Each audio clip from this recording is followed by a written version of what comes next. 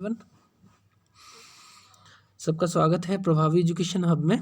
And एक नए lesson के साथ मैं आपके सामने आया हूँ जिसका नाम है मौर्यन एम्पायर। लेसन 6 है ये। मौर्यन एम्पायर की बात करेंगे, ठीक है। इससे पहले बता दूं कि अगर आप सिविल सर्विसेज की तैयारी करते हो और चाहते हो कि अच्छे से आपकी तैयारी चलती रहे, अच्छा कंटेंट मिले, तो आप इस चैनल को सब्सक्राइब कर सकते हो। इंडियन पॉलिटी की तैयारी अगर करना चाहते हो तो एक सीरीज़ है, लक्ष्मीकांत वाली पॉलिटी की बात कर रहा हूँ मैं, वो पूरी सीरीज़ आप देख सकते हो। लगभग 145 वीडियो हैं वहाँ पे। 5 से 7 दिन लगेगा ज़्यादा से ज़्यादा, कंप्लीट हो जाएगा पूरा आपका पॉलिटी। अगर आप रमेश सिंह की इंडियन इकोनॉमी रमेश सिंह की अगर आप तैयार करना चाहते हो तो अगेन 5 to 7 डेज़ में एक सीरीज़ है, पूरा प्लेलिस्ट है, उसको देख के तैयार कर सकते हो। इंडियाज स्ट्रगल फॉर इंडिपेंडेंस 4 दिन का ये पूरा कोर्स है। बिपिन चंद्रा ने लिखी है इंडियाज स्ट्रगल फॉर इंडिपेंडेंस। इसे भी मैंने प्लेलिस्ट में लगा रखा है, उसको देख सकते हो। एंशिएंट हिस्ट्री वाली ये सीरीज चल रही है, इसको भी बहुत जल्दी कंप्लीट करके फिर मैं मॉडर्न हिस्ट्री भी कंप्लीट कर दूंगा ताकि आपका सिलेबस मैं प्रोवाइड कर सकूं जल्द से जल्द। चलिए, चैनल पे नए हैं तो सब्सक्राइब जरूर कर लीजिएगा। स्टार्ट करते इस पर्टिकुलर चैप्टर को। इससे पहले लेसन 5 को भी देख लेना आप ज़रूर, ठीक है, ताकि आपकी कंटिन्यूटी बनी रहे। पहला पॉइंट आपको दिख रहा है।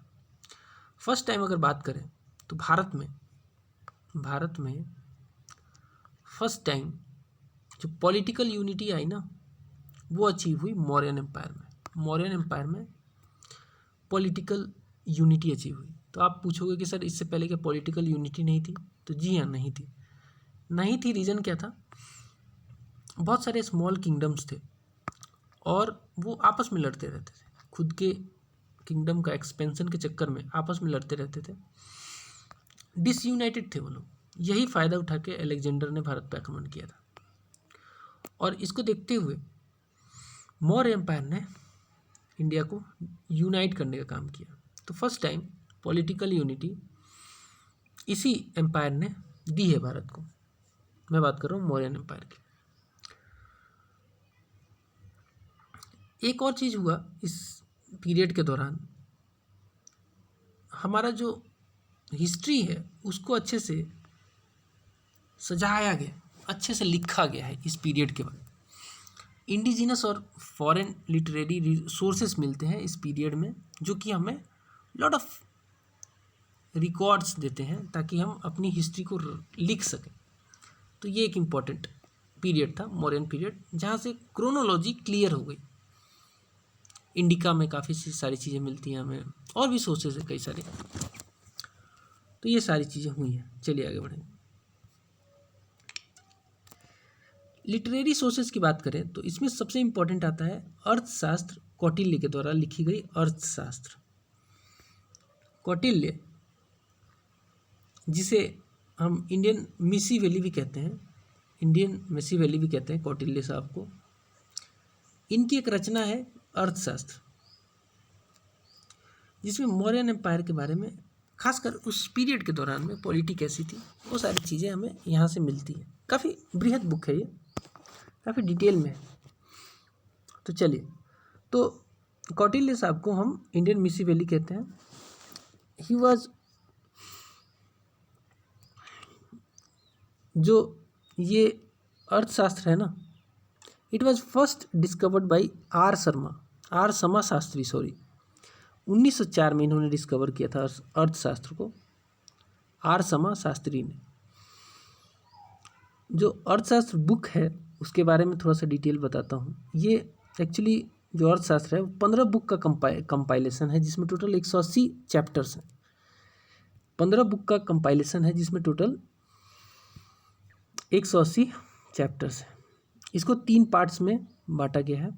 फर्स्ट पार्ट में डिटेल में देखें तो यहाँ पे किंग और उनकी काउंसिल के बारे में फर्स्ट पार्ट में दिया गया है, और कुछ department of government. Second part की बात करें तो यहाँ पे सिविल एंड क्रिमिनल लॉ के बारे में बताया गया है।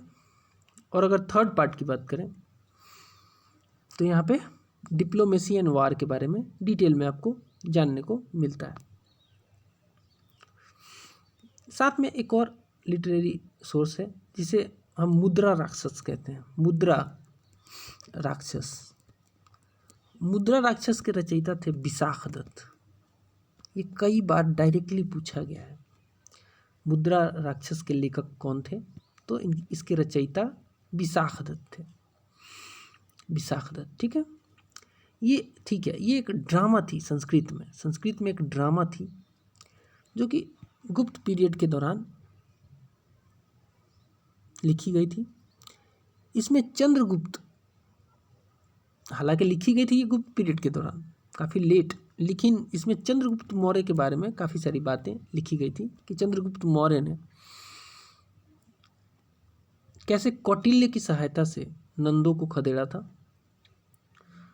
साथ में मौर्यंस की सोशल इकोनॉमिक कंडीशन कैसी थी, ये सब इसके बारे में लिखा गया है मुद्रा राक्षस विशाखदत्त की बुक में। One of the most important literary source की बात करें तो उसमें आता है मेगास्थनीज की इंडिका। मेगास्थनीज जो था ये एक ग्रीक एम्बेसडर था जो कि चंद्रगुप्त मौर्य के काल में भारत में आया और इनके दरबार में ये काम किया। इसने जो अपनी इंडिका में लिखा है उसमें बहुत डिटेल में मौर्यन एडमिनिस्ट्रेशन के बारे में लिखा गया है। पार्टिकुलरली अगर बात करें तो एडमिनिस्ट्रेशन ऑफ पाटलिपुत्रा जो कैपिटल रहा था मौर्यन एम्पायर का, उसके बारे में डिटेल में लिखा है इसने। और मिलिट्री ऑर्गेनाइजेशन के बारे में भी काफ़ी जानकारी मिलती है इंडिका से। सोशल लाइफ के बारे में जानकारी मिलती है। बट कुछ इसने ऐसी ऐसी बातें लिखी हैं जो कि काफ़ी मतलब बढ़ा चढ़ा के लिखी हैं, जिसको काफ़ी कॉशन के साथ उससे रेफरेंस निकालना चाहिए। मेगास्थनीज की इंडिका की बात करें, कई सारे ऐसे पॉइंट इसने लिखे हैं जो कि मतलब थोड़ा लगता है कि ज़्यादा ही बढ़ा चढ़ा के तारीफ में लिखती हैं। चलो आगे बढ़ते। कुछ अदर लिटरेचर देखें तो पुराणों में हमें जिक्र मिलता है। पुराण जो हैं मौर्यन एम्पायर के बारे में बताते हैं। बुद्धिस्ट लिटरेचर्स जैसे कि जातक वगैरह, जातक कहानियाँ थी, छोटी छोटी कहानियाँ हुआ करती थी जातक बुद्धिस्ट लिटरेचर में। आम लोगों के द्वारा कही गई बातें जातक कहलाती थी। तो उसका भी कंपाइलेशन मिलता है जातकों का। जातक क्या है, जैसे मान लो कि कोई स्तूप है तो स्तूप के चार दीवारों अगल बगल जो दीवार वगैरह जो बाउंड्री है उस पर भी जातक की कहानियाँ लिखी जाती थी। तो जातकों से हमें मिलता है, पता चलता है मौर्यन एम्पायर के बारे में। सेलन या फिर सेलोनीज आज की डेट में श्रीलंका जो है उस समय सेलन कहलाता था। यहाँ पे भी क्रोनिकल्स थी यहाँ की क्रोनिकल्स जैसे कि दीपवंसा और महावंसा। दीपवंसा या महावंसा ये दो यहाँ पे क्रोनिकल थी, जिसमें अशोका के बारे में काफ़ी डिटेल में लिखा गया है कि अशोका ने बुद्धिज़्म को श्रीलंका में कैसे फैलाया। नेक्स्ट पॉइंट देखते हैं। कुछ आर्कियोलॉजिकल सोर्सेस हमें मिले हैं regarding this period, like that of the addicts of Ashoka.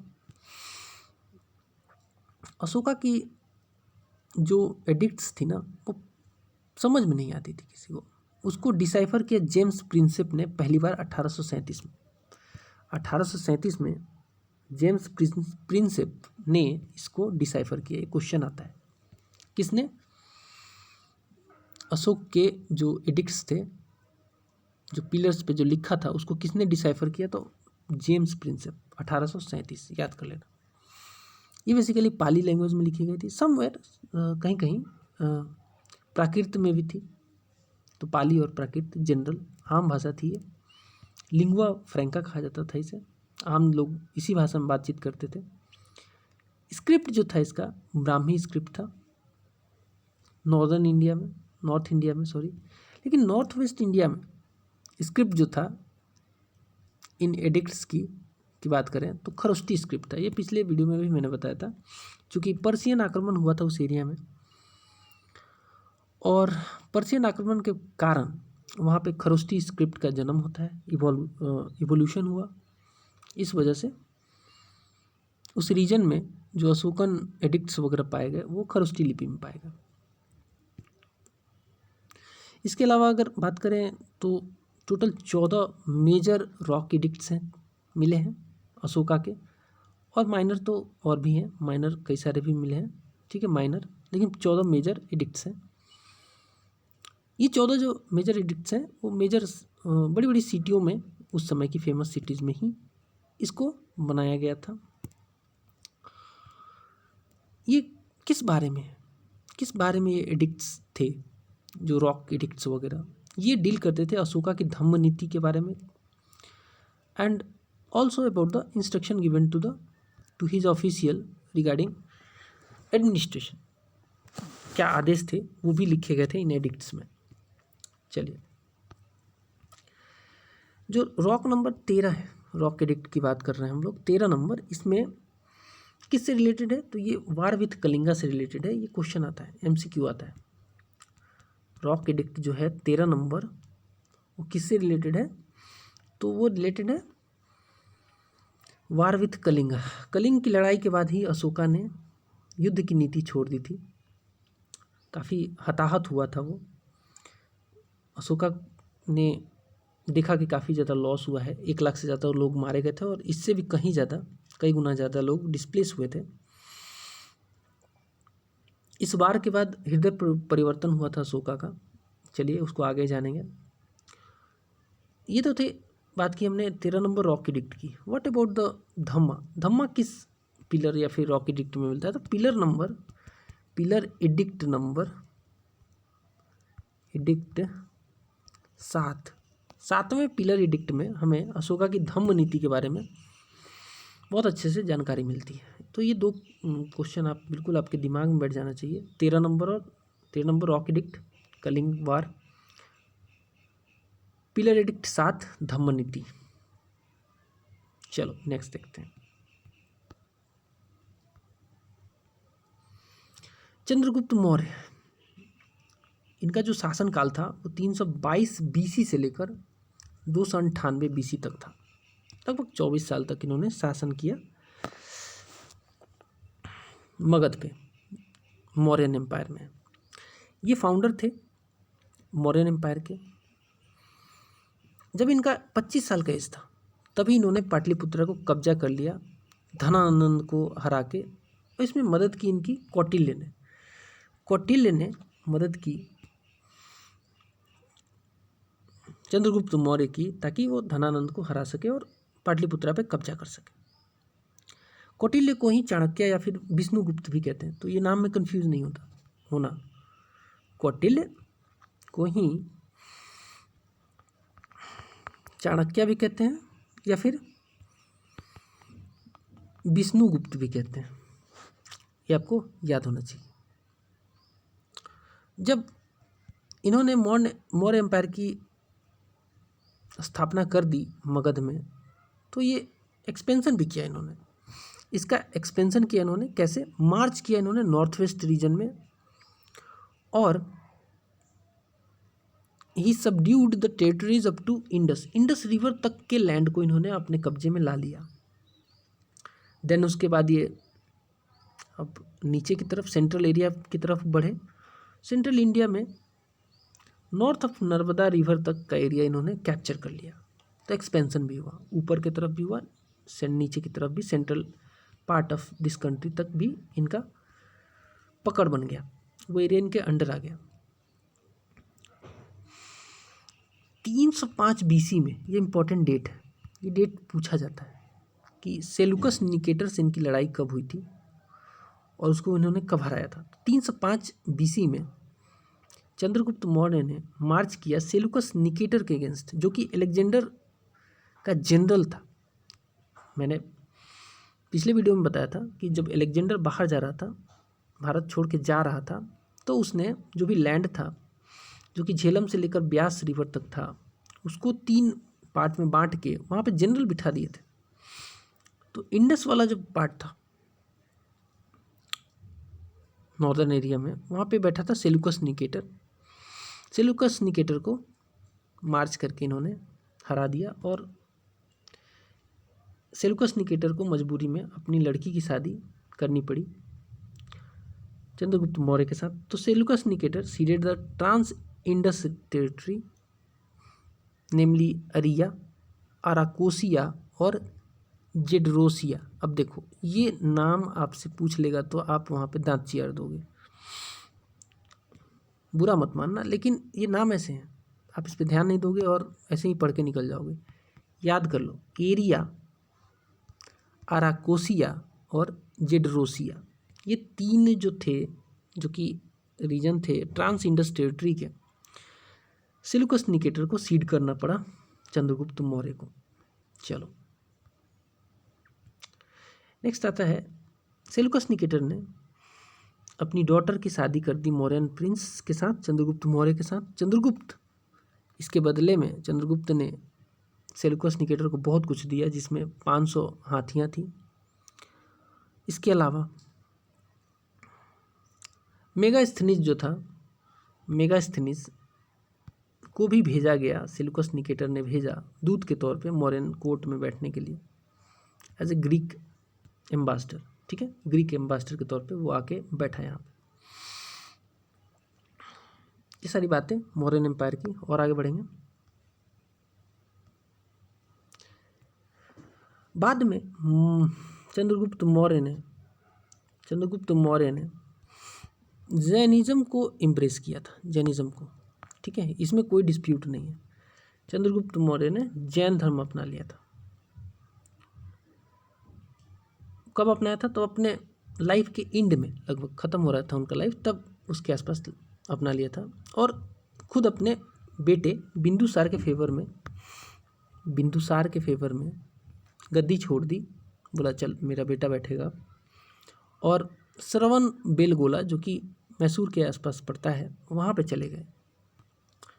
वहाँ पे जाके एक्चुअली जब ये गए तो इनके साथ बहुत सारे मॉन्क्स जो थे जैन धर्म के, वो गए, जिनको लीड किया भद्रबाहु ने।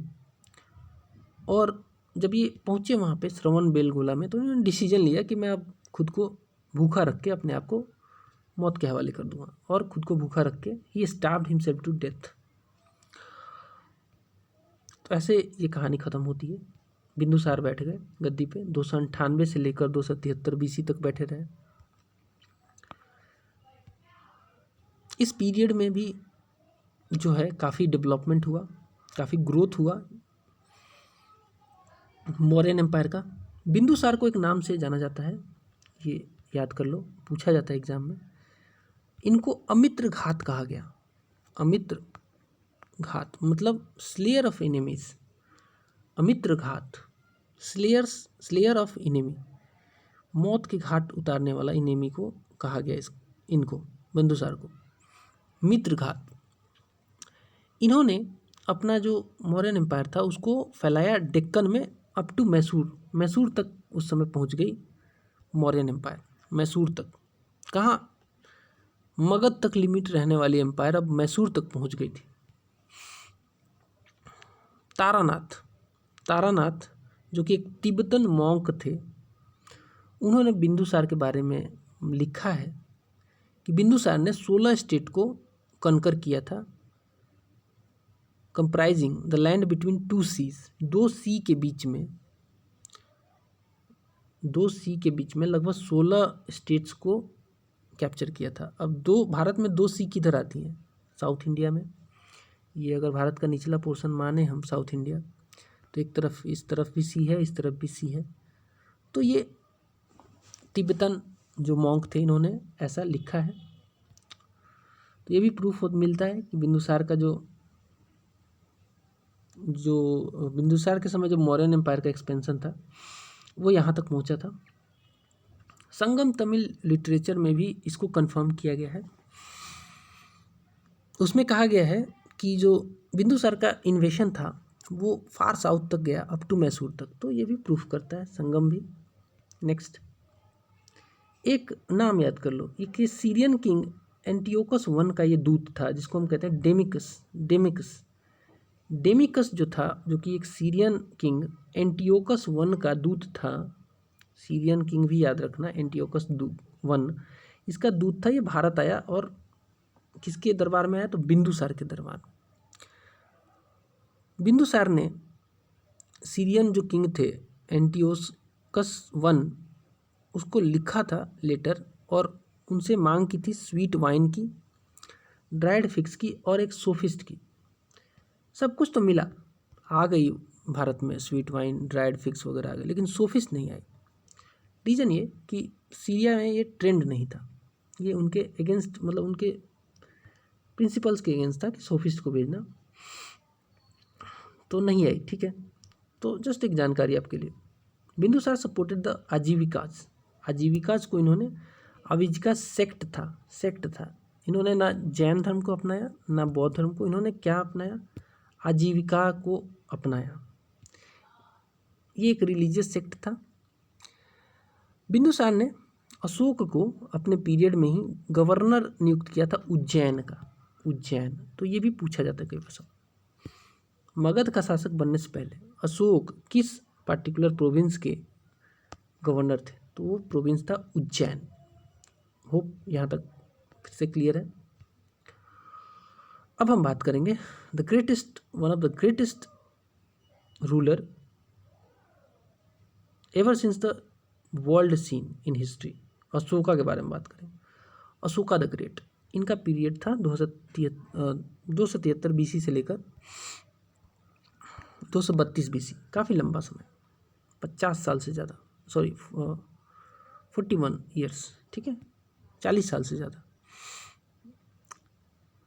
इनके सक्सेशन के बारे में, अर्ली लाइफ के बारे में थोड़ा कम इंफॉर्मेशन अवेलेबल है, बहुत कम। ऐसा कहा जाता है कि जब ये गवर्नर थे उज्जैन के, तब इन्होंने बेसिकली एक और काम किया था। इन्होंने सप्रेस किया था तक्षशिला में जो रिवोल्ट हुआ था। तक्षशिला में जो रिवोल्ट हुआ था एक रिवोल्ट, उसको सप्रेस करने के लिए भेजा गया था अशोका को, और बहुत अच्छा काम किया था इन्होंने, उसको सप्रेस कर दिया था। अशोका का जो एक्सेशन हुआ वो 273 BC में हुआ, बट इनका जो एक्चुअल कोरोनेशन हुआ वो 269 BC में हुआ। इस बीच का पीरियड में क्या हुआ क्या नहीं, काफ़ी डिस्प्यूटेड है। कुछ लोग कहते हैं कि गद्दी के लिए स्ट्रगल चल रहा था, कई सारे इनके भाई थे, उनमें से कई सारे महत्वाकांक्षी थे, वो चाहते थे कि हम गद्दी पे बैठे, अशोक नहीं। तो struggle for throne after the Bindusara death was mentioned in Dipavamsa and Mahavamsa. Dipavamsa Mahavamsa में ये भी कहा गया है कि अशोक ने अपने 99 ब्रदर को मारकर, जिसमें से एक उनका एल्डर ब्रदर सुसीमा भी था, मारकर ये गद्दी पे बैठे थे, ऐसा कहा गया है। दीपवंसा और महावंसा, जो कि एक श्रीलंकन